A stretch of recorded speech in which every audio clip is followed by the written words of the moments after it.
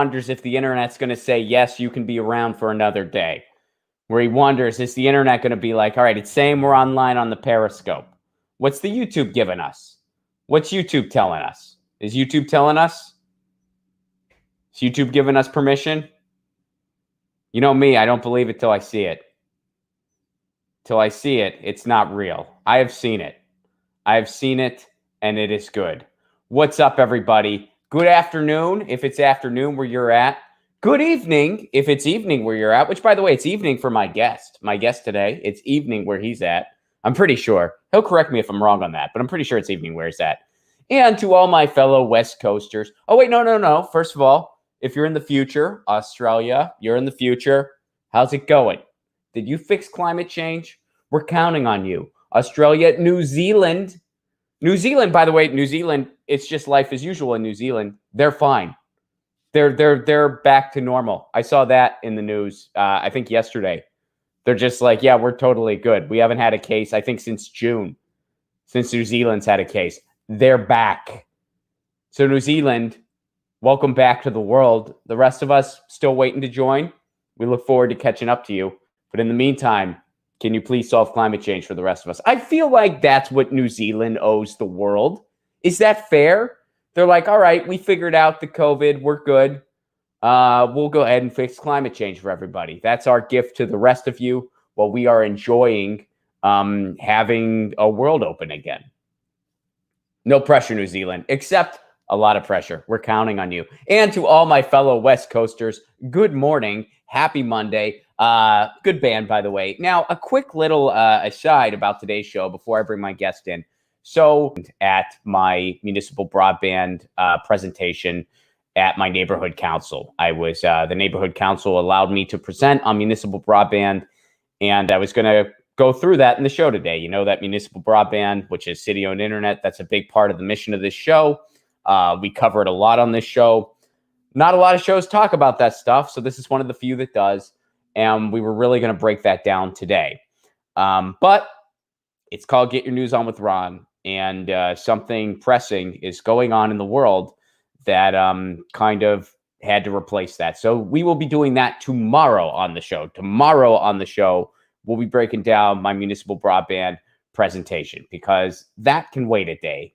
Here's something that cannot wait a day, and I'm going to bring in my guest to help me go through this. This guy, there was a tweet out there about Julian Assange from Donald Trump's pastor that we're going to look at right now, saying breaking, President Trump is going to pardon Julian Assange. Will pardon Julian Assange. This is from Pastor Mark Burns, who is Donald Trump's pastor. This is just broken on Twitter, and to help me break it down, I have Gordon Dimmick. Now, Gordon is a journalist out in the UK. He is an activist for Assange, so much so to the point that, you know, Pamela Anderson wore a bikini and held up a sign that said, pardon Assange for Donald Trump. What a lot of people don't know, Gordon did that first. So Gordon was actually the pioneer. He wore a bikini first for Julian Assange. So thank you for doing that, Gordon. And thanks for being here today. No, Gordon's doing some amazing work. Teeny weeny bikini, man. Polka dot. No, Gordon does some amazing stuff on Julian Assange. He has been in Piccadilly Circus. And you were right there. Let's talk about that for a minute before we get into what's going on right now. Were you like handing out flyers, or what were you doing exactly?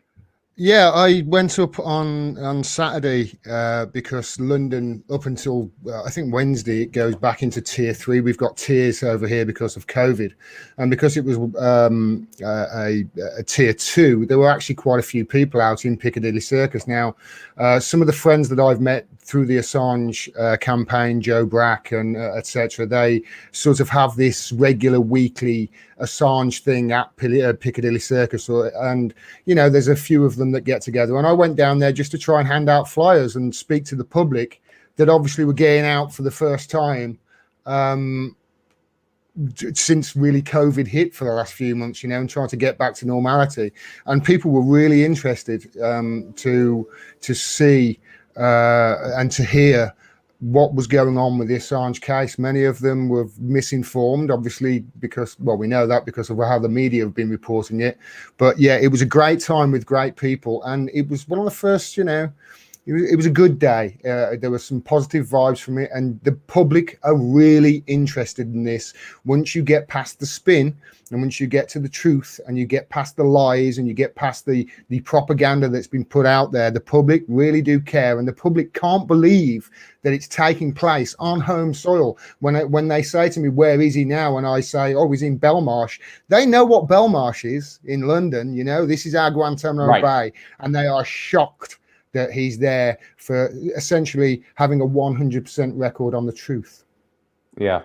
So, folks, I saw what some of you were saying in the chat, and unfortunately, we have some more breaking news here. This is from that pastor. Regarding Julian Assange tweet, inadvertent tweet, faulty source, please disregard. No, I had a response for him. You are disgusting. I agree.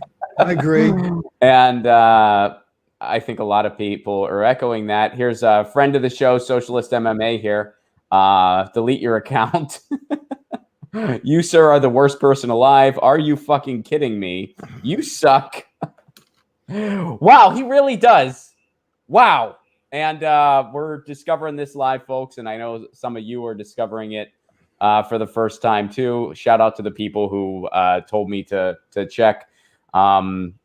Yeah, you wake up to this tweet and you think, man, if this is true, that's huge.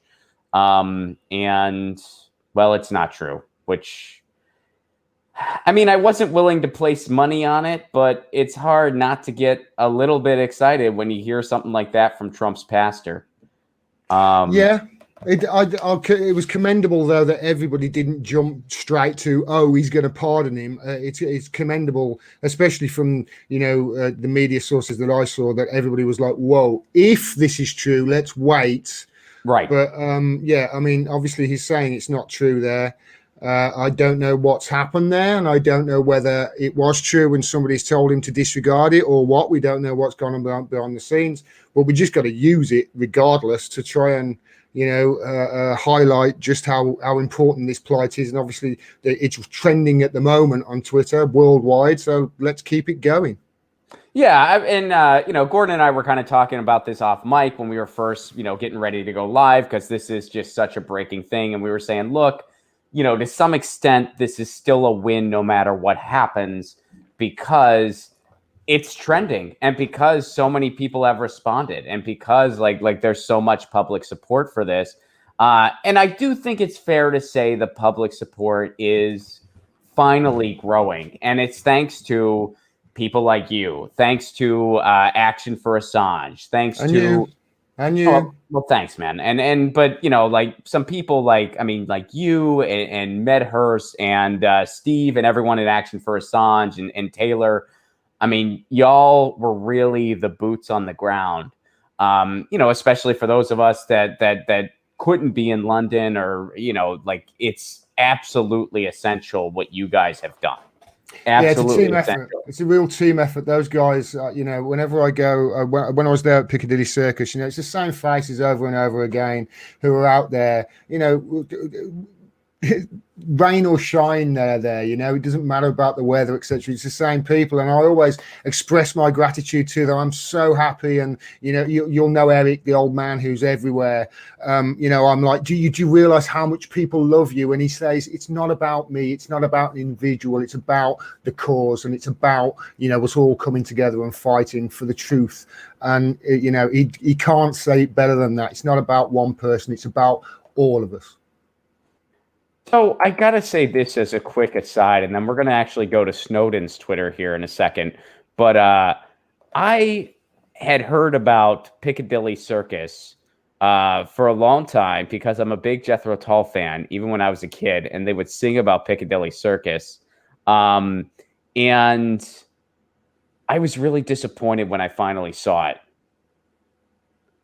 because it's like it's kind of a shopping mall. Yeah. Like, I was expecting it to be this really cool, super London-centric thing. Well, there's lots of shine. There's lots of screens though, Ron, and there's lots of flashing lights, and there's a statue about that big on a plinth. A big statue. It really is. It's a capitalist heaven, isn't it? It is. It's sort of like a mini Times Square. If you, it really is. It's like a small version of a British version of Times Square. We do everything smaller and less ostentatious, as you, I think. But yeah, it's embarrassing, really, with a lot of traffic, a hell of a lot of traffic. Well, that's the thing. So when we went to London, you know, I was with my wife, and of course, I mean, I love London to death. I had so much fun there, and I don't even think I like slept for the 3 days because I was so fueled by just the energy of the city. And you know, for someone like me who's like really into like punk rock music and the Clash and just, I mean, so many cultural things that I love and appreciate in music and literature have so many ties to that city that, I mean, I felt like in a way it was one of those cities where in some ways it felt like home immediately, even though I had never been there before. But, you know, Piccadilly Circus was on my list of places we had to go. And when we got there, my wife was like, okay, did you, Is that it? Did you get it? Are you... Did you absorb this? We just saw a lot of really cool shit like a minute ago, and you had to go here, I guess. Okay. It's really weird. Jethro Tull song. It's only been the last few years. Obviously, it's only been the Assange thing, actually, that has led me down to London over the last few years, because up until that, my only trips to London have been on as a driver or through a business delivering or speaking to a client or something like that. And I always hated London. I couldn't stand it because I was always in a car when I went there. Now I don't actually own a car at all. I go everywhere by foot or... I love the place. I really do. I've fallen in love with London, not just London, but the underground is fantastic. I think, you know, it stinks and whatever, but it's better than a lot of other places I hear. So I've sort of fallen in love with London. I know that sounds really terrible, and I should hate it being from the north, but I do. I kind of like it. But you're right. Piccadilly Circus is a bit shit. Well, how far, I mean, you know, pardon my geographic ignorance here, but how far is your town from London? I'm a couple of hours by train. Okay. Okay. All right. Yeah. I was going to say, you're not necessarily in a suburb right outside. No, not at all. I'm from the Midlands of the UK, so I'm from the historical like Labour voting heartlands of the Midlands, the manufacturing side of things. You know, and I've watched over the last few years as the working class have gone, what have you done? Excuse me, how are you fighting for us, Labour? What you wanted what with Brexit? And I've watched them basically just disregard the whole working class over here over the last few years, just basically the same as the Democrats have done over there. It's really quite remarkable. The great Tony Benn did say he was worried that the Labour Party over here was going to turn into the UK's version of the Democratic Party, and it seems with Sir Keir Starmer that his fears have come true. Yeah, there's a lot of parallels. I mean, I don't think they're quite as bad, but grass is always greener, right? Yeah, actually, I don't think things are as bad over here as they are over there. I do agree. Right. I think you've got to. I spoke to a few people over on my podcast from America, and they're all of the opinion that, you know, the governing body over there, whatever it may be, have just decided to do nothing. They've just decided, you know what, we're going to do nothing throughout all of this and let people suffer, and you're all suffering, and it's not fair. Yeah, it's nuts, man. I mean, but you know, it really showed us just how much of a corporate coup our government really is. Not that it's nothing we didn't already know, but it really did show everybody just how brutal and unapologetic the whole thing is. Let's go to this tweet. So this is Edward Snowden tweeted this out. Spotting guide for attacks on whistleblowers. 1, extraordinary claims made without evidence. She gave information to the Chinese. He got people killed. He was an agent of Russia. He likes Donald Trump. All these, man. Whenever I heard, sorry, there's somebody on Twitter called, you'll know this, called Empty Wheel. And it's just awful. And I think they've got something to do with the old Hamilton 68 dashboard or something like that. Do you remember when with the DNC bots that Hillary Clinton would send out? Anyway, I think it's something to do with that. But regardless, you can see if you just I follow these people on Twitter just to see, you'll spot a few people saying the one thing and then all of a sudden they'll all be on the same message. And it's sort of like they wait for these one or two instigators, the empty wheels, the near attendants, to say something, or the joy reads, and then everybody else joins on.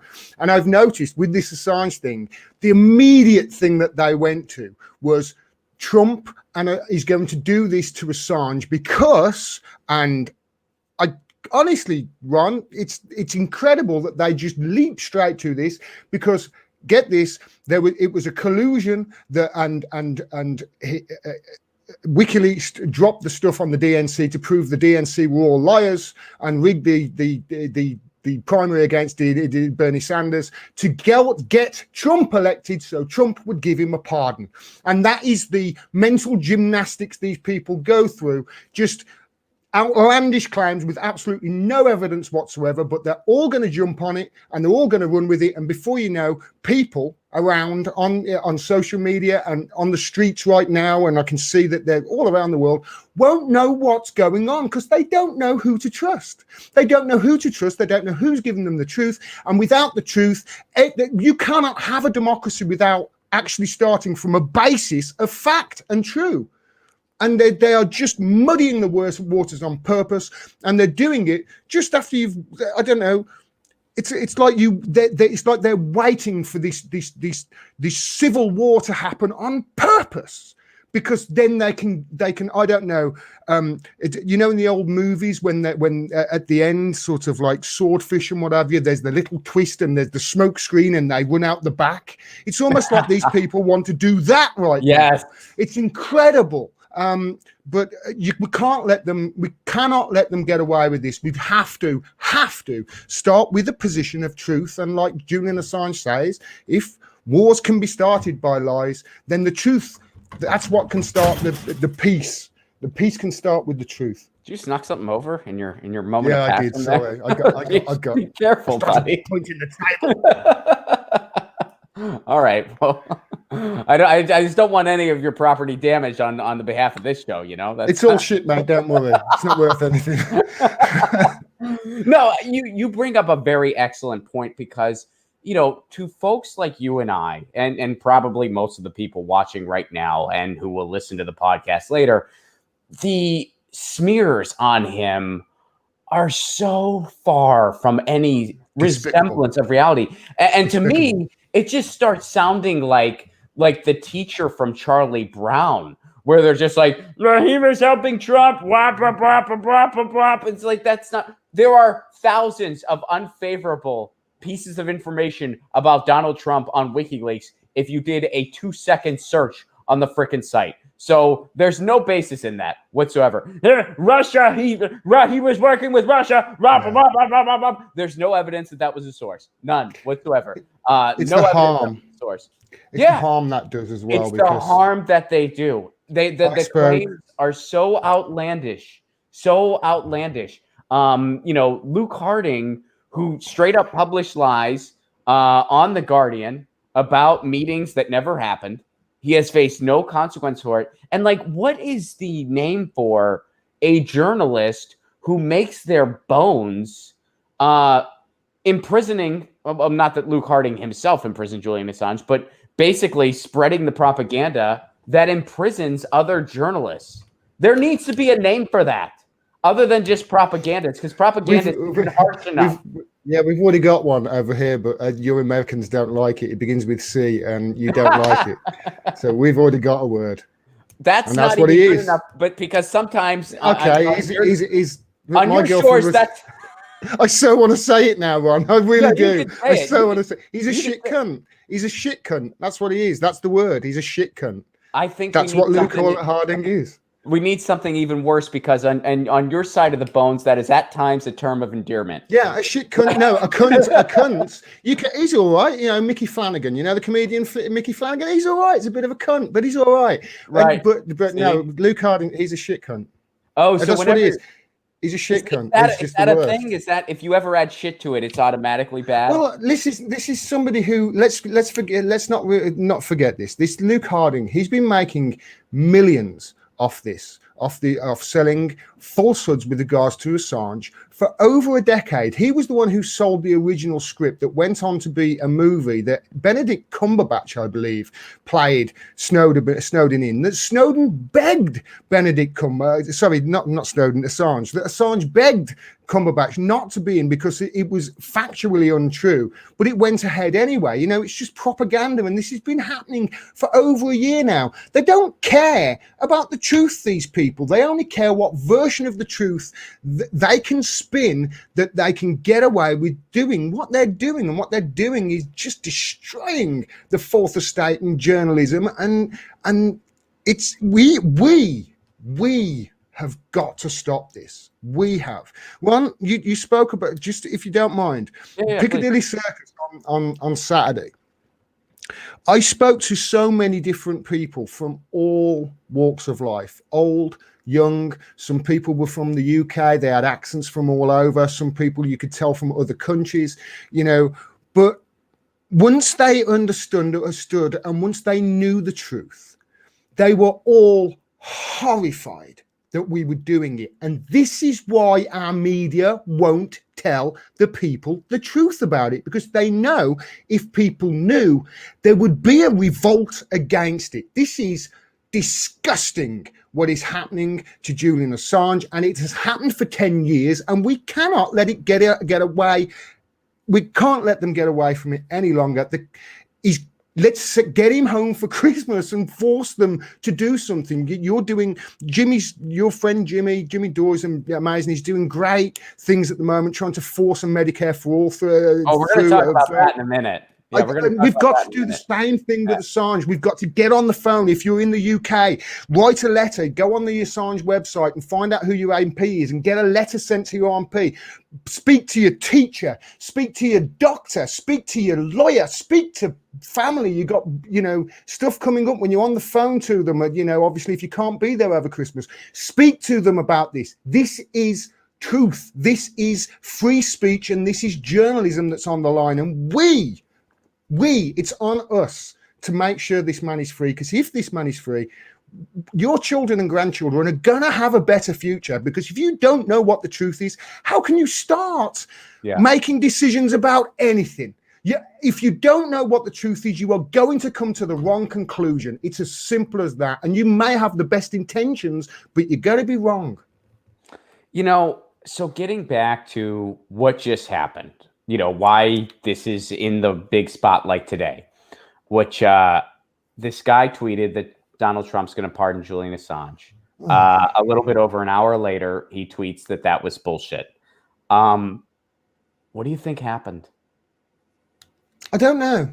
You know what? I don't want to speculate, Ron, because something similar happened over here. Something similar happened over here about 18 months ago. It was with an MP called Chris Williamson with the Labour Party. You don't know? He was suspended for anti-Semitism. It's it wasn't suspended for anti-Semitism. It was a bullshit anti-Semitism smear that basically got him suspended.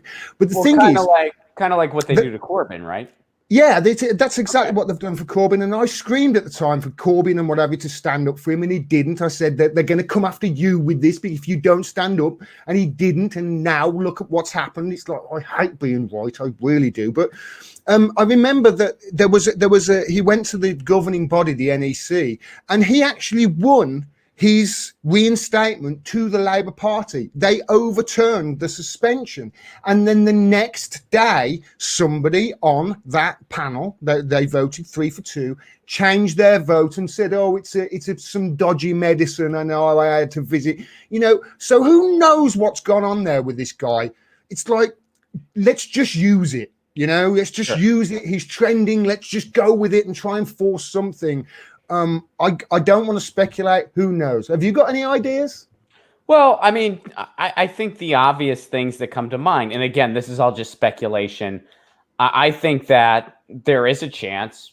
I mean, chance A, this guy just wanted to get some followers. He just wanted to build some clout, and he saw an opportunity to do it. And, what a despicable thing to do. What is it? I mean, as soon as it happened, I checked Christine Assange's account.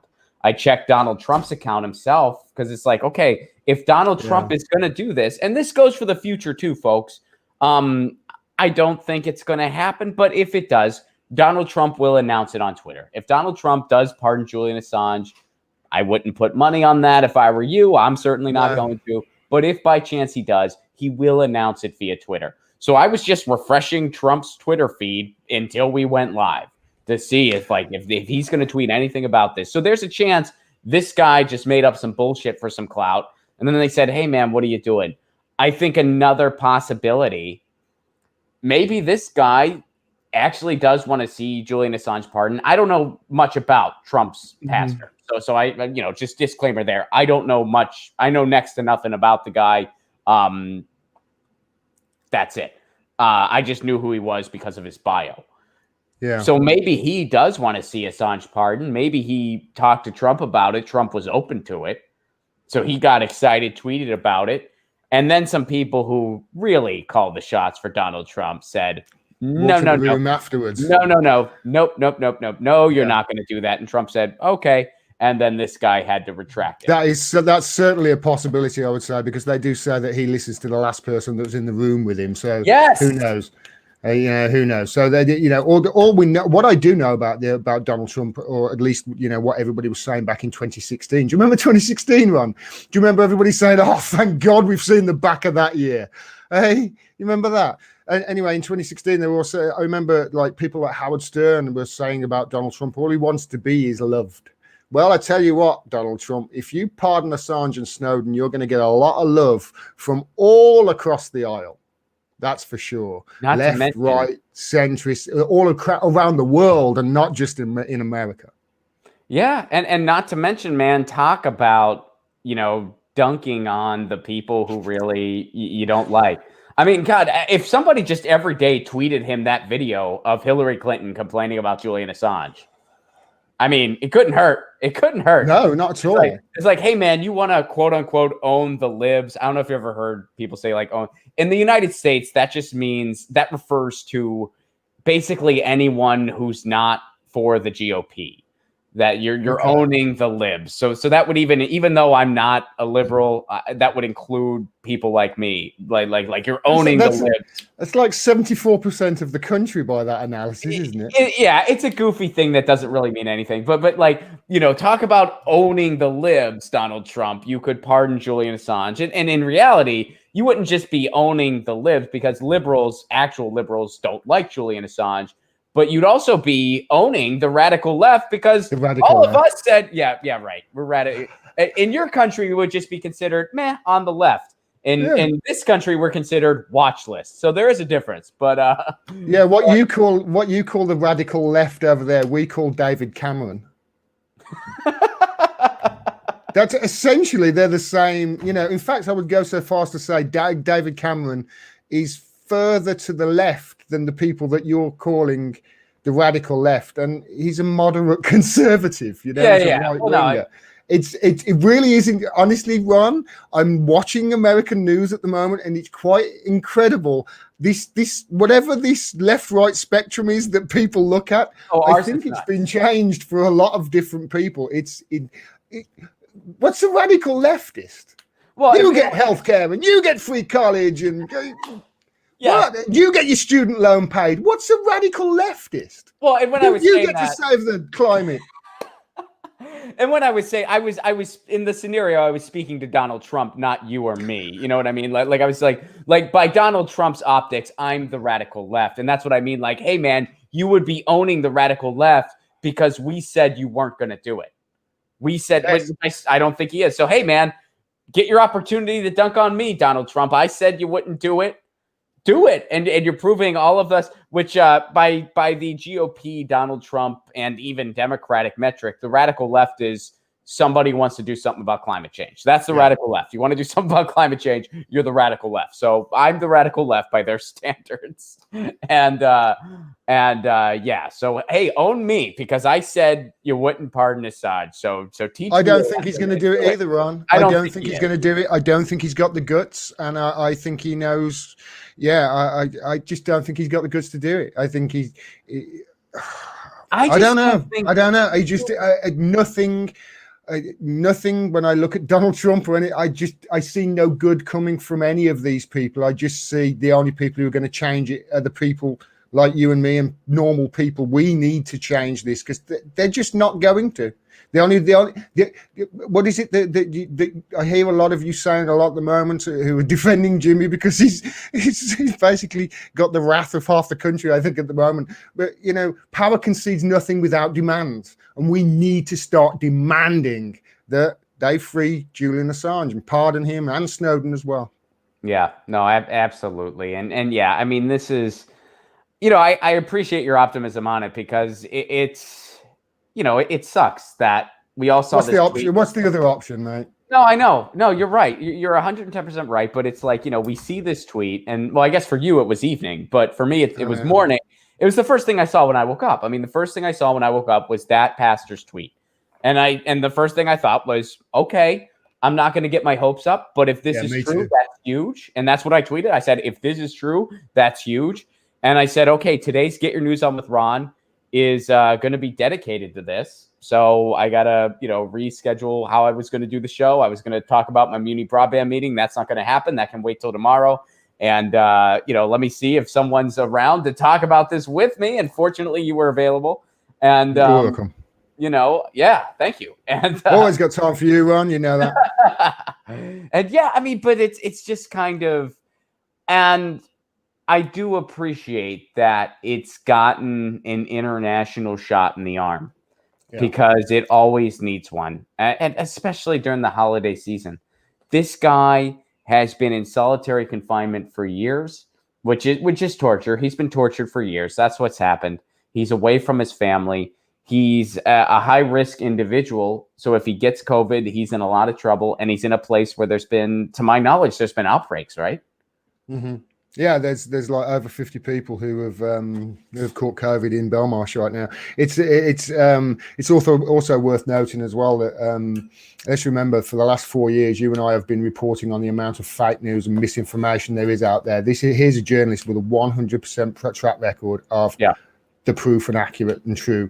If ever we need the truth, right? You know, if ever you, because every single one of us, you and I included, you know this as well as I do. We all believe a story that's false. All of us do. I will say that after from the last 4 or 5 years, how can any of us have the right view on every single story? But we have to come from a place where we start talking to each other and talking from a place where we know what basic facts are. And at the moment, we just don't. We don't know that because there are so many bad actors and individuals out there who are just there to muddy the waters and try and, you know, distort the narrative so power again can bugger off with all the power and money whilst we get less left. Well, I mean, you've got what, homeless people under bridges right now, haven't you, over in America? It's just disgusting what they're doing. Well, yeah, and I'll say this too, because you're absolutely right. And, you know, we all get stuff wrong occasionally. I have been wrong about things in the past. I will be wrong in the future, to paraphrase Noam Chomsky. I've been wrong before. I'll be wrong in the future. But with Julian Assange, for people in the media to be blatantly wrong or complicit, there is no excuse anymore, because there is a difference between making mistakes, because that's part of being a human being, and when you're rolling with something that's breaking in real time and you're trying to get it right, but you're also trying to get it out there, you know, you're going to have some missteps. That's part of being human. But with this case, with everything that's transpired, you are being willfully ignorant. And there is a world of difference between, you know, getting stuff wrong, because that's part of being human, and willful ignorance. And every single journalist who is complicit in this, who is silent on it, or who is spreading misinformation about it, there are no excuses. This is way worse than just getting something wrong, because every single red herring they throw out there is laughably false, is absolutely ridiculous. Even though, oh, well, he helped Chelsea Manning hack, and hacking's technically illegal. Well, there's no evidence that he did that, and she keeps saying that he didn't. And they've tortured her to try to force a confession out of her, and she still won't say that. She won't give them the confession that they want. That's why they keep torturing Chelsea Manning. That's why they do it. They want Assange, and they're trying to get him through her. The lack of moral standing in our media is incredible, Ron. I recently did a podcast where at the beginning I wanted to talk about an article in The Guardian, and the headline in The Guardian was something like Black Lives Matter has increased racial tensions, 55% say in a poll. And I looked at the headline, it was like, what? So it wasn't like the unarmed killing of black people. That didn't increase racial tensions. Oh, wow. You know, kneeling on George Floyd's neck, that didn't increase tensions. And I looked at the guy who wrote it and whatever, and I just thought, should I reach out to this guy and ask him the question? Or maybe I will in future. Did you call him? It's like, why did you write that? Why did you write that as a journalist? Why did you write that? You know that you're writing this just because you know the Guardian are going to pick it up because it will make good propaganda for whatever tensions they want to stir up. Because let's face it, the Guardian are MI6 GCHQ's mouthpiece. It's like, did you write that specifically just to get paid, or did you write that because you didn't know what you were doing and you actually just got told and you would? If that's the case, either way, you're not a journalist. You've got to have some sort of moral standing, and you've got to have some sort of morality to say, no, I'm not going to do that, because that's not the story. The story is unarmed the persecution of black people for centuries that is still going on now. The institutional racism of your police forces. That's what stoked racial tension, and it's come to a head. It's not hashtag Black Lives Matter, you absolute buffoon. But this is what the media do regardless. They have no sense of the damage that they're doing. I said to you about the damage that they do. Think about it with Julian Assange. They accused him of being a rapist, Ron. They smeared him of being a rapist. I spoke to a lady called Lisa Longstaff, who's the spokesperson for a group called Women Against Rape. She spoke at the Free the Truth events over the last couple of years that I covered down in London. And she says that to smear Julian Assange as a rapist and to keep that case open for 8 years does an absolute injustice against all the women that they have dropped rape cases. The Mets dropped cases with way more. And I'm talking actual evidence where the woman says, I was raped. Let's remember, the women didn't say that in this Assange case, but that's what they associate him with. And Lisa was saying it does actual rape victims a disservice. And just like with the anti-Semitism smear with Chris Williamson and Jeremy Corbyn that they're doing, it increases hate against Jewish people, and it's the disservice, and they've got no morals, and they don't understand the damage that they can do just by thinking, I need to get paid, let me write this. Right. Well, yeah, and that's what it's all about. Like, I'm going to occupy this lane because people can't get over the fact that Donald Trump won an election in 2016. Need a scapegoat, and we're going to go after a journalist or a publisher. I mean, he's both, but Julian Assange is a journalist and a publisher. But they went after him, and you had journalists willingly do it. This is like the equivalent of or metaphorically, like somebody kneecaps the quarterback so they can start, and nobody knows that they're the person that kneecapped them. But this is more than a cartoon where the starting quarterback gets Luke Harding, Tonya Harding. This is torture. Boom! You nailed it. Yes, yes. That's. I have my moments, Ron. And yes, perfect. And again, it's a metaphor because this is way more extreme. This is a guy that's been tortured for freaking years. Yeah. It's a decade of torture, psychological torture. Niels Melter. And this is the thing, all you people there on Twitter go, no, he hasn't been tortured. That's not for you to decide. The United Nations decide that, and they agree. He's being tortured. Okay, this is not up for debate. Why is it you agree with the United Nations when they push one narrative? Oh, China have done this with the Uyghurs. You agree with that, but when they say that Assange has been tortured, oh no, I didn't know.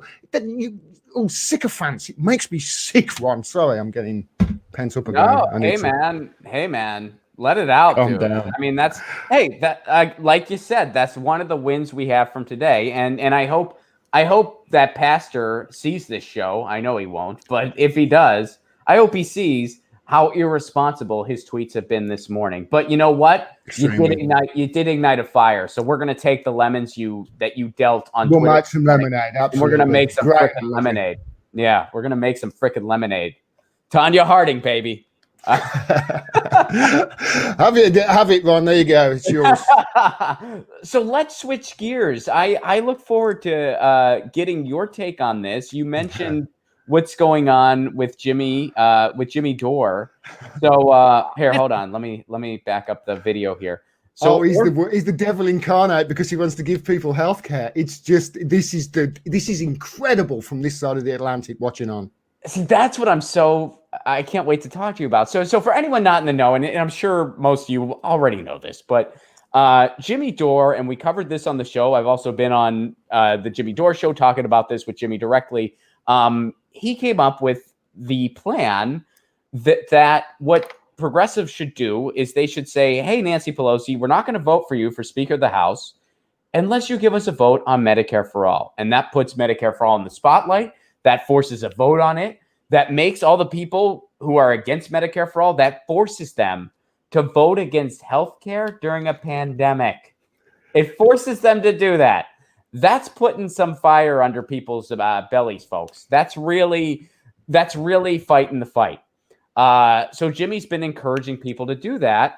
Other people have covered that story. Jimmy's been spreading the word. He's appeared on other shows. Other shows and channels have covered it. It's really generated a lot of steam. Mark Pocan from Wisconsin had to respond to it directly.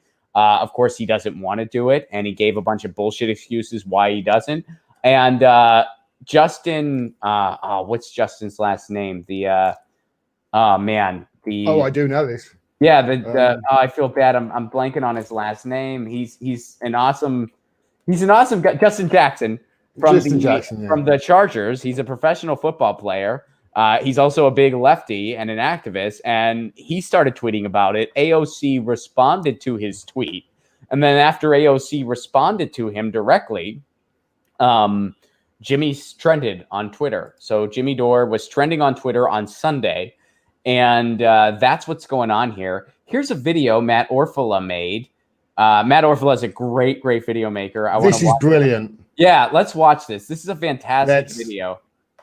We can't even get a floor vote on Medicare for All. That's garbage. You can do it right now. We need 15 Democrats. Hi, Jimmy. We need the elected officials that you helped get elected to tell Nancy Pelosi that you will not vote for her as Speaker unless Medicare for All is put on the House floor for a vote. I think it's a really smart idea. You know, the worst abuse of power, Crystal, is not using the power you have to fight for people. Will they? Time to let AOC know they have no other option because we're watching and we see through their bullshit excuses. We have to put public pressure on them. I want to see who's going to vote against healthcare in the middle of a pandemic. If you're not going to do it now, you are never going to do it, you phony. All the people who filled up your voicemail, they're going to remember whether you did the right thing here. Which side are they really on? This is where you force progressive House members to reveal who they answer to. Do they answer to their constituents or do they answer to the party bosses? Listen to AOC's own words. The Democratic Party does not do more unless it is pushed. And so this moment is the great unmasking. Force it to happen. Ask them, are you fighters or are you careerists? Are you activists for the people or are you posers on Twitter? Everyone's going to try to tell you that if you're just a little bit nicer, then it'll be fine. No. The whole point of protesting is to make people uncomfortable. You got to make them uncomfortable. She's pretending to be part of a movement when she's really running cover for Nancy Pelosi. Do you think anybody voted for you so you could vote Nancy Pelosi without getting them anything? This is Medicare for All. People's actual lives depend on us doing this. Yeah, exactly. Now it's your chance to actually use your leverage. Will you? Take risks. Or will you be a party fucking climber? Start bringing the ruckus on the Democratic Party. Force it to happen. Do not trust any political party to automatically work in your interest. I call on everybody in independent media to join this mission. Force it to happen. Force the Congress to show which side are they really on. No vote for Nancy Pelosi unless Medicare for all is put on the House floor for a vote. So we need to push them. We can't even Listen to AOC. Listen to her. Listen What to she's her own saying. word. Yeah. And he's fantastic. Yeah, he has a really good way of taking a rhetorical event and making a 2-minute video that explains the whole thing perfectly. He's a very talented dude. Oh, and I'll mention real quick that voicemail comment that was me. It was so thank you for including me, Matt. Thank you. I am very humbled and flattered to be included. I mean, and that's the thing. It's like, I want to know, Gordon, from your side of the aisle as a non-American, is it controversial to demand your elected officials who ran on getting everyone health care? Is it controversial to demand that they use their leverage to help everyone get health care? Is that controversial? There's a great MP, there's a great politician, great guy actually. He's in media right now. He's on RT a lot. You all know his name. His name's George Galloway. Yeah, and he's a great man. He came and showed a few senators a few home truths during the inquiry into the Iraq War a while ago. You may have seen on the social media. He did a great speech where he tore a few senators apart. He's a fantastic man. And if you look back at his history over 20, 30 years, he's been on the right side of things. And he's been standing at basically every election there is in this country for the last decade. Ever since he lost his seat, I think he's standing up in Scotland at the moment to try and oust one of the SNP people who broke COVID rules and lost their seat. He stood in West Brom, not far from me, in the last election, desperately trying to get back into the House of Commons. Do you know why, Ron? Why? Do you know why? We've got about 650 MPs over here, and so the vote, if the vote's close, it's usually about 320, because Sinn Féin and whatever don't take their seats. Judge Galloway says this: I want to be the 641st vote in the House of Commons because I want to be in a position of power where I can get something in return. When Jimmy Dore says this is politics 101, I don't know much about politics, but I know this. You don't give anything without demanding something. And right now, all the power is with AOC, and all the power is with them. They've got this. They can say, no, you're not. We don't care. Do you remember what the Tea Party did? The Tea Party just went, no, we're going to bugger off. And they got their own way, didn't they? Well, yes. This is what they need to do. And I distinctly remember, I was giddy when AOC got elected. I was giddy. I thought she was fantastic. I was this too. Is great. And I distinctly remember her, speeches where all these, her and the clan or the bloody group or whatever they call themselves. I think they wear kilts. But we're going to go there and we're going to kick down chairs and we're going to knock down tables. And it's like, no, you're not. You're going to go there and you're going to say, hi, Mama Bear. You're pathetic. You joke. You were tasked with going there and causing a ruckus. Like she said, let's bring the ruckus. And you've gone there and you've rolled over and you've gone, tickle my tummy. It's ridiculous. Here is your chance to stand up for what's right, to actually push for what you bloody ran on in your own constituency. Wasn't Medicare for all what she ran on, for Christ's sake? It's like, here's your chance to at least get people on record to say, no, I voted against Medicare for all, because then you can primary them and you can target them. And this is how politics works. Watching from this side of the Atlantic, it's like, what is going on over there? It's like Keystone Cop sort of stuff. And the media are just facilitating it because they just keep speaking whatever other bollocks that they can, rather than the stuff that we talk about, which is the real issues. And this is why you've got to support independent media, and turn that shit off. It's just balls. It really is. They're not telling CNN, MSNBC, Fox, the lot of them. None of them are telling you the truth. It's all their version of it. It's incredible. When you were in the 90s, Ron, there were 26 channels. Or news, there were so many different places you could go, newspapers that set their outlets. They all had basically the same sort of news that they would.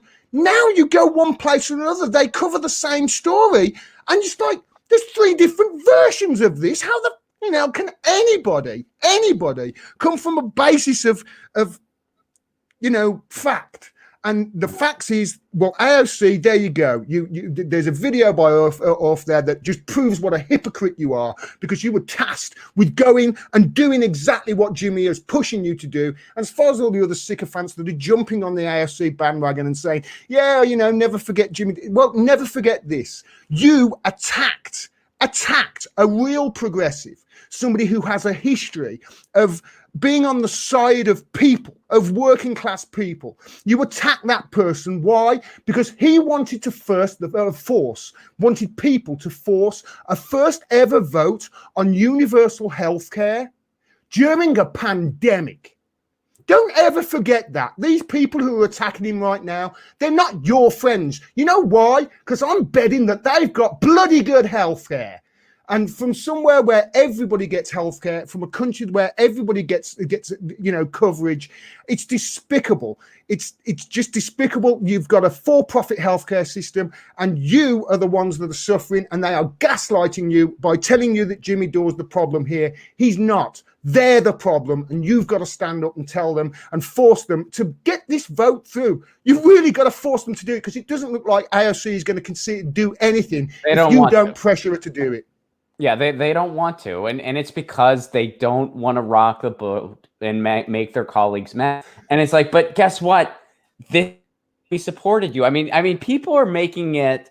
A lot of people who are some of the naysayers that you're pointing out, they're making it about personality. They're making it about like, well, AOC, she's trying. AOC's not one, but it's like, well, yeah, because this is what AOC ran on. This is why she got the support that she did. So the expectations of her and the Progressive Caucus is higher. And this is what they ran on. So this is what we're demanding. All we're demanding is what they freaking ran on. Yeah. And yeah, we're asking for something bold from them. But if you're not doing is what they told you to do as well. To hold their feet to the fire and demand that they do it. And if you're not willing to take a bold action, you shouldn't have applied for the freaking gig. You shouldn't have applied for the gig. Like, yeah, we're asking for something bold. We're asking you to piss off some of your colleagues. Yeah, we're asking you to do that. That comes with the freaking job. And if you're not willing to do that, you're not qualified for the job you want to have. I agree, mate. I really do. And people they've got to force them to do it. It's only people that are going to force them to do it, because they're not going to do it. You're going to have to do it. People are going to have to do it. And, people keep saying to me, what can we do? My only thought is just get it organized, just organize and turn off the media, because they are lying to you. And you've got to force them to do what it's incredible, Ron. I've said this to you before. You've got President-elect Biden there who's coming in, and I watched one of everything, Gordon. Yeah, of course he is. Yeah, sure he is. Yeah, he's gonna. Anyway, he did one of the debates, one of the Democratic debates. They were talking about Medicare for all, and he was there with Biden. Number one, here's the deal and all those shit. And he put his hands out. Nobody says how much it's going to cost. And I'm sitting here, half the world away, pissed on half a bottle of vodka, watching it, because it's the only way I could sit through it. And I'm saying, Joe, it's going to cost half as much. Look at every other country, westernized country around the world, for crying out loud. Malaysia has got healthcare, universal healthcare. I think all these countries that you go, oh, look at them. They're a third world country. They've got healthcare. This is. I know, and from your perspective, it has to be so. I mean, there are so many people I've talked to in other countries where it's like, and some of them who may not follow politics as closely as you do, and stuff like that. Like, to them, it just they can't even. It doesn't even make sense when you explain what we have. No. They're like, wait, what? Like they're just like, it works how? And it happened to me. It happened to me in 2008 when I came to America. I met a couple of I met some great people. Americans are fantastic. It's really, I didn't realize until America when Americans say to you, have a nice day after they spoke to you, they really fucking mean it. Have a nice day after they spoke to you. But anyway, I met some fantastic people, one of which what was does it mean when you guys say it? What does it mean when you guys say have a nice day? That's not... Usually like, have a nice day. We usually say something like that sarcastically, you know. Hey, you have a nice day. Make sure the door doesn't smack you on the way out. Anyway, you know. Well, so wait, time out. When you're sincere, what would you say then? Like when we're British. We don't tell people to have a nice day. We wouldn't you just be like cheers or something? I mean, you guys say cheers a lot, which I like. That's very smooth. I dig it. Like, yeah, cheers. Like that's sincere when you do it, right? Yeah, we'd probably just call each other the C word and go on our merry way. I don't but I mean, I met a singer, and you know, who's somebody who had healthcare, and somebody who then had a healthcare issue and still had to pay £6,000 out their own pocket, had to go and go fund me for the deductible. And you know, this is somebody who's having to take a second job and not follow their dreams, somebody extremely talented as well. And I remember coming over there and him explaining to me that no, we've got a for-profit healthcare system. It's like, wait, so you don't look after people, you look after profits? How's that going? You know, it's how's that going? Seriously, because that's not going, you're going to create a system in a capitalist system where the most sociopathic and psychopathic amongst us are the ones that actually are the ones that propped up. You're going to put those people in your healthcare system. It's for, how's that going?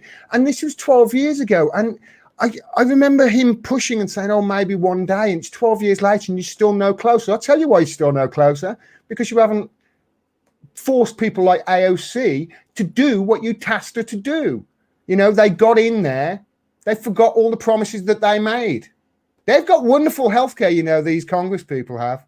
Wonderful. Yeah, they do. And, you know, this is American politics because you can go as far back as FDR, and every single time the government has actually done something that benefited the people, it's because they were in a corner and they had no other option because they're owned by corporations. They're owned by Wall Street. So that's who they serve. They're a corporate coup. So the only time you get something is when you back them up into a corner and they have no other choice. That's why we got a New Deal. We didn't get a New Deal because FDR was like, I'm a nice guy. We got a New Deal because FDR did at least have the foresight to be like, hey, rich friends, see all those people out there? They're really pissed. So we're either going to give up a little or we're going to give up everything because we're not going to be able to hold the freaking doors. So you decide. Do you want to give up a little or do you want to give up everything? They're like, we'll give up a little. Like, all right, great.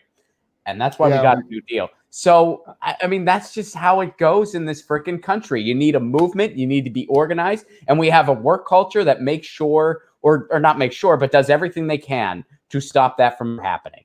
Keep people suppressed so they're one paycheck away from not being able to afford rent or groceries. And then they're not going to be able to strike. Then they're not going to be able to protest. Then they're not going to be able to make demands. We got to figure out a way to make those demands anyway. And this is one action that gets there. It's a really good point that you got there, mate, because, you know, one of the reasons that this for-profit healthcare has got you by the balls, you can't protest about it because you'll lose your job, and your job is obviously where your healthcare comes from. They do the same thing, from what I can tell, with the education system in America, because if you're poor in America, the only education you're really going to get is if you're going to be going in the army. And, you know, that's the way the education, without obviously coming out of it with a huge debt, obviously. And I do feel that if it isn't by design, that it's a bloody happy accident, isn't it? Well, yeah. Let's go to the chat, man. Are you ready to do some chats? Yeah, sure. Let's say hello. Some thoughts for you that I actually want to talk about. So we'll start at the top. Podcast by George. What's up, buddy? I hope you're doing well. Assange free? ? Could it be the year will end with some good news? Happy holidays, Ron. I have a feeling that Podcast by George issued this comment early before we looked at the other tweet. Yeah. But I mean, I guess you can't say never. I mean, who Yeah, knows? let's not Maybe- give up. Let's just keep forcing it. Let's lemonade, make some lemonade. You know? Yeah. We'll make some lemonade by at least getting this story back front and center. And hey, tweet at Trump. Do everything you can. It can't hurt for him to see how much public opinion is on board for this thing. That can't hurt. No, it might not help either, but it can't hurt, right? It can't hurt, and it's really important. And I can't really say much else other than that. I'm sorry, Ron. It's just it's really important. We've got to keep this pressure up. It's bittersweet. This is, I know, because you get your hopes up and then they tend to be dashed. But it's like, wait a minute, look, he's trending worldwide. Let's keep the pressure up here. Let's make people talk about it. Let's make people understand what the truth is here. This has got nothing to do with the Swedish embassy, as somebody said to me on Saturday. People generally don't know that. Throughout all of this, I will say this, from what I spoke to people on Saturday, the general public, they have they're not totally aware of all the facts, Ron. Oh yeah, they kind of get the feeling that this is really bad. They all sort of have this is bad, isn't it? Tell me why. Sure. Well, because I think some people. I mean, you brought up the sexual assault charge, which has been dropped and then revamped and then dropped and then revamped, and I think it's currently dropped again. Right, if I'm not mistaken. Fidel Narvaez, the guy from the Ecuadorian embassy who was Julian Assange's friend, said in one speech that I heard, he said that it's been opened and closed more time than a refrigerator door. Right. I think it's about five times. They open it up whenever they want to write a headline. Whenever something goes in the way of Assange, I've noticed they open the case and then it's Assange rape case is open. No, it's not. It's not a rape case at all, you assholes. But, this is what they do to skew the narrative their way and then let the truth out. And there's a lot of people who have no idea that whole thing has nothing to do with the charges he's facing with the United States. Politicians. People don't understand that those things have nothing to do with each other.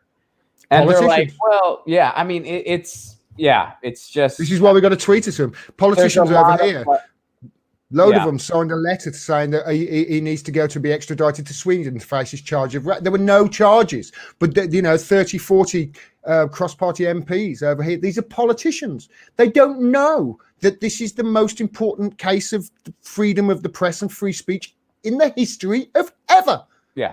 I mean, this is a generational case. And it's the optimist in me hopes that someday, years from now, the generations after us, they will be talking about this and they will be saying, where were you when? Yeah. And both you and I will be the people that they will look at, not just you and I, but, folks like you and I and Action Assange and all the people who refuse to let this story die.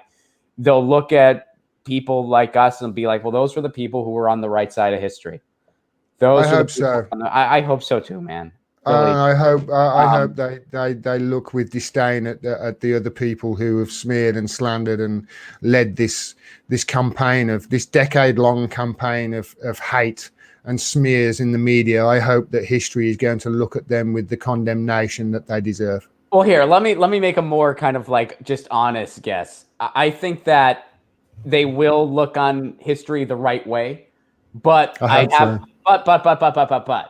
And, whatever, I'll take it. But I have a feeling they will credit some people who don't deserve it. And what I mean, they'll make it out like more people were on the right side of things. You know what? Actually were. It's so true. I've been to so many Assange rallies, and there is sort of like whenever I go, there is usually 2 or 3 people that have these conversations. It's happened 2 or 3 times over the past where it's like, I've got a feeling that in years to come, there's going to be like 500,000 people who are saying that they were here outside Belmarsh. And I sort of, how like people say, oh, they were, I don't know. And public figures too. No. Yeah. Well, especially here in the United States. And I'm sure there's like a lot of cases that are the same in England. But, you kind of look back at stuff that happened in the 60s and 70s. and the way it's kind of like reported or, fictionalized or told in pop culture. And you take a step back and be like, okay, these motherfuckers were not on Abby Hoffman's side. They're saying they were, but they weren't. They were not on Team Hoffman. It was a smaller group, and they were on the right side. So now some other folks who we know weren't, we're kind of being like, oh, yeah, we saw through it too. Well, I mean, this is one of the reasons. This is one of the reasons why he's got to be released, mate. Because with Assange and WikiLeaks, we've got the receipts. We know what's happened. We've got the documents. We've got the proof. This is why it's so incredibly important that he's released and we get freedom of the press and free speech and our fourth estate back and under some control. Because there's no argument with anything that WikiLeaks put out. It's like, it's fact that the DNC cheated Bernie Sanders. It's fact. This is not. Although they'll try an argument, we can say, but look, here's Donna Brazil, here's Neil Tandon, here's Debbie Washman Schultz, here's the DNC, here's Podesta, here's the emails. Look, you can see here's what Hillary Clinton did with funneling the money through, and then she didn't necessarily cheat Bernie Sanders, she bought the nomination. That's how we can see why. Because WikiLeaks showed us the proof. And you don't get that with our media. You get sources say, or someone familiar with the case, or an insider said, yeah, well, you know what? If let's listen to them. If they haven't provided any documental proof, let's cast them out and say, well, you're full of bullshit then, aren't you? I'm not going to repeat your talking points, because who knows, that could be from the CIA or FBI or GCHQ or Russia or China or whatever. This is the way that we start with the truth. We discount people who say sources say. We look at people who go, here's the documental proof. That's journalism. Yes. By the way, beautiful line. Like, Hillary Clinton didn't cheat that nomination. She just bought it. She did. She bought it. And by the way, Bernie Sanders, shame on you. She did that, and then you went and shipped it. You did the same thing again and never called them out on it. It's like, listen, all right, I hate to paraphrase George Bush. You're one of those wonderful, intelligent people. But fool me once, shame on you. Fool me twice, then you might be a sheepdog for progressives into a dead party. The George Bush did that. No, fool man can't be fooled again. Oh. Yeah, he did the fool me once, can't you fool Texas? Fooled. And then, I think he walked into a closet straight after that, didn't he? Yeah. And then he did a shitty painting that people people rehabilitated him. Well, we've got Boris right now, so I'm on shaky ground right now, so I better shut up. So Large Marge sent me, says, third Red Scare. Nace Garden has a question for you, Gordon. Nace Garden, what's up, Nay? Hope you're doing well, buddy. Is that a blue canvas leaf behind you? It looks like one to me. Is that what that is, Gordon? It's any color you want, mate. I've got a remote control. It can change color. Oh, yes, it's cannabis leaf. But it's definitely a cannabis leaf. Beautiful. Sable Minor, hell yeah, good show. Give them hell. Thank you very much for that, Sable. Happy holidays. And, of course, happy holidays to George, Large Mars, Nays, and Sable. And Megan makes a statement here that I want to talk to you about for a little bit, Gordon. Gordon, I'm sad to hear you're leaving YouTube. Yeah. And then Megan has a sad face here. She's sad. I'm sad, Gordon. Love your work, which I also love your work, Gordon. Why are you leaving? And I know the problems with YouTube. So, you don't tell me like all the problems with YouTube, because I know this. But why are you leaving? The reason I'm leaving is simple. They're bastards, and I hate them. But it's not that. Facebook, they're giant spy agencies. That's pretty much all they are. They are just the worst spying tracking devices ever. I'm trying to get away from Google on my phone, even as a search engine. I'm really trying to. Julian Assange told us a long time ago to move away from these things, Ron. Probably about a decade ago, he told us, stop using them because they're going to use this information against you. And we didn't listen to him. I didn't anyway. I was off doing something else a decade ago. We're up to no good now. But, I'm just fed up of banging my head up against a brick wall with them, and I've really tried with YouTube, and they don't want our stuff. We're giving them our work and our art and our sweat. We're giving it to them, and we're getting nothing in return. They're not even increasing my reach. They're not putting my videos in front of everybody. So I'd rather just put it on my own platform, or a platform that's decentralized if possible, or, you know, and look into other ways of talking to each other. Because here's the thing. We can't have a conversation in 280 characters. I've decided that you know, Joe Rogan's right. Twitter is basically just a bunch of crazy people flinging shit at each other. That's pretty much all it is now. You can't have a conversation. YouTube, they're not putting your stuff in front of people. They're ramming MSNBC and CNN and Fox down everybody's throats. So we are going to have to try and get away from it and put our stuff and get some sort of a platform that is decentralized and sort of that people control. That's sort of what I want to do. And also maybe go on somewhere that instead of, so the thing is, if you've watched The Social Dilemma, Ron, I'm sorry but you did ask me. If you watch The Social Dilemma, you'll know how social media is all set up. It's set up to get you to click. You know, it's set up to get. It doesn't care why you've clicked that thing. It doesn't care that if you click that thing, it's bad for your mental health. It doesn't care that if you click that thing, it's going to send you down a rabbit hole that maybe is going to be a shitload of misinformation, or that's going to take your credit details, or what. It doesn't care. All it cares about is how much money it can make from advertising. And when you do that, you're creating a social construct where people are just hate at each other, and they're split down the middle in two sides, whereas actually if they just talked, they would realize that 95% of the time they would agree. But nobody's talking about that shit in the media, Ron. They're all talking about the 5%. They're saying, here's a radical person from this side. That's what they say. Here's a radical person from that side. That's what they say. And those are the two opinions, and there's no nuance, and there's nothing in between. That's not a way to... We can't... If we keep doing this, we're just going to end up like, you know, they've done these experiments with mice, and it really doesn't end well. They end up just being, you know, never having sex, and the last 5 of them all die, even if you put them in a paradise. We have to start talking to each other, and we need to try and either force people to make a platform or build one ourselves, decentralized, that actually takes two people who disagree with each other, and when they agree on something, that's what gets lifted up, not, you know, the negative thing, that the clickbait that people automatically go to and are sucked into with social media. It's bad. And if you haven't watched The Social Dilemma, go and watch it. You'll see exactly what I mean.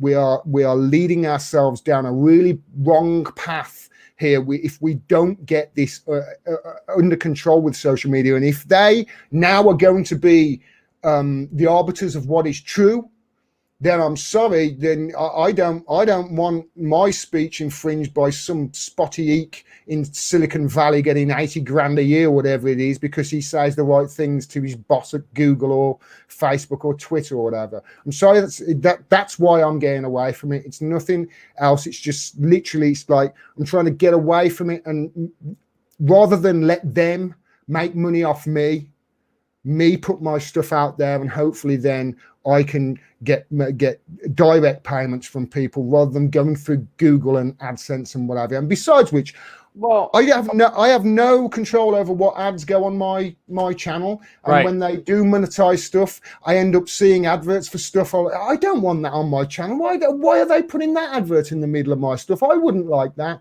And I would rather, if I have to monetize stuff, we have no control. We have no control whether they do or don't now. Like they can just randomly monetize or demonetize whatever they want. Yeah. And they can put stuff in the middle. Like we've lost control of all that. And for anyone who doesn't know that I'm telling you now, like that's the truth. But I mean, in principle, I agree with everything you just said. Like I don't have any disputes with any of that. I mean, you're providing things people need to hear, and I want them to be able to hear it through as many means as possible. That's the only thing. Yeah. And well, so I mean, I hope, are you going to do like, are you going to focus more on like an audio podcast? Like, are you going to do like kind of like iTunes? Yeah, it's still going to be all on Spotify and you know, I put an audio through Buzzsprout, which goes to all the podcast platforms. But with regards to a video platform, I don't know. I don't know. I think probably until the end of the year, I'm going to keep putting my stuff on YouTube and then just linking it through to my website. But I'm going to be sharing everything directly from my website rather than YouTube. And I've turned my adverts off as well. Although you know they might put adverts on. Although that would be funny because they haven't put them on all year. They totally, yeah.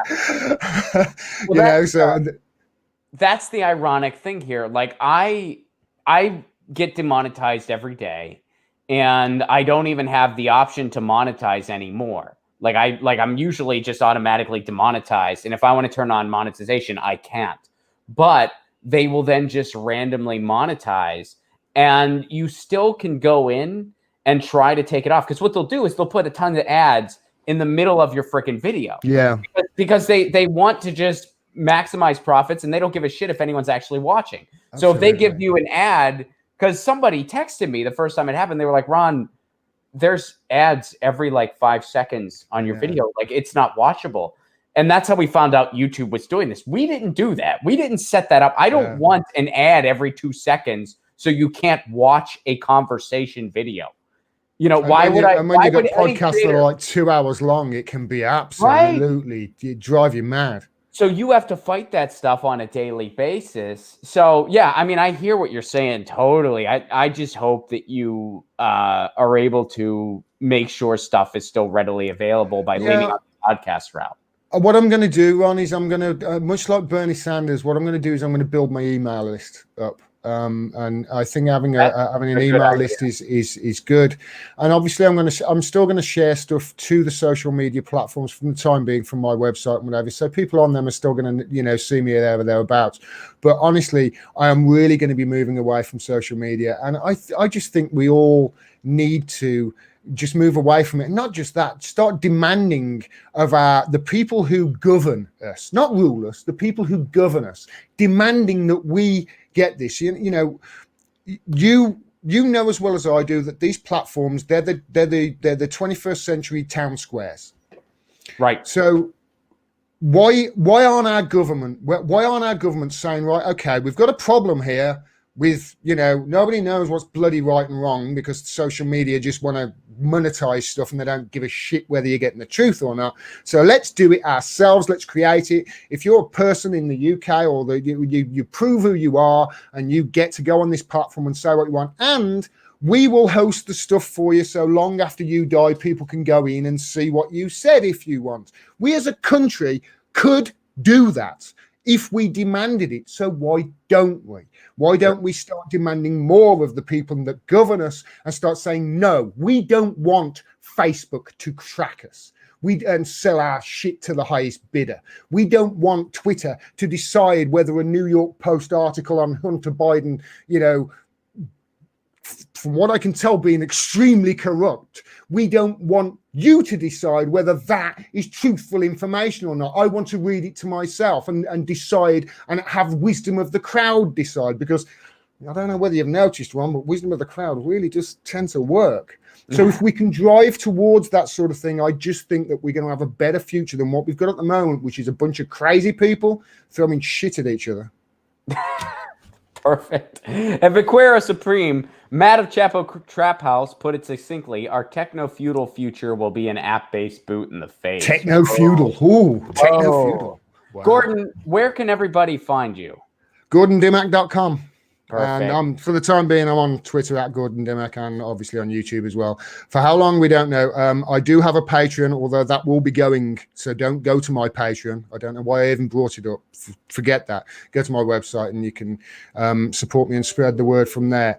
If obviously we're in the middle of a pandemic, don't worry about it. All right, I'm going to be fine. Okay, but if you are flush and you do want to support independent media, not just me, every independent media platform out there that you can, that's giving you the truth. There's never been a better time for journalism. There's never been a worse time to get paid for it. So, please support our independent journalism if you can. Thank you so much, man. It was awesome. Thanks so much, Ron. You're awesome. Love Thanks you, so buddy. much for doing this, folks. We'll be back tomorrow, same time, same channel, 2 p.m. Eastern, 11 a.m. Pacific. And in the meantime, you know the drill. Lucy, she's asleep on the couch, but she says meow. And Gordon's dog says wolf. What's the dog? Ellie. Ellie? Aww. The dog says wolf. Ellie says wolf. Lucy says meow. Gordon says peace. I say peace. And we all say pardon Assange. Yes. Free Assange, baby. We'll be back tomorrow. Peace.